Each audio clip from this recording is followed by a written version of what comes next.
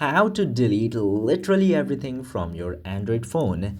Now, this might sound a little bit dramatic, but in order to do this, just simply go over your settings and scroll down all the way until you see this option of General Management.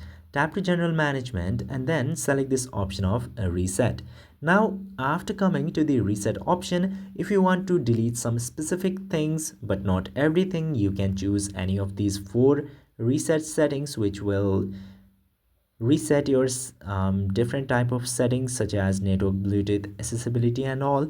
But if you want to delete literally everything in your phone, you just simply need to pick up this factory data reset. Tap into this, and after that, here are a list of things that will completely be deleted, which consists of literally everything. And then tap to reset button in order to confirm and enter your pattern in this section.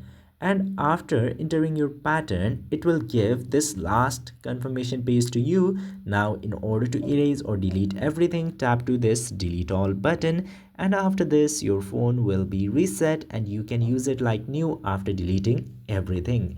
I hope this video was helpful to you. If yes, don't forget to hit that subscribe button.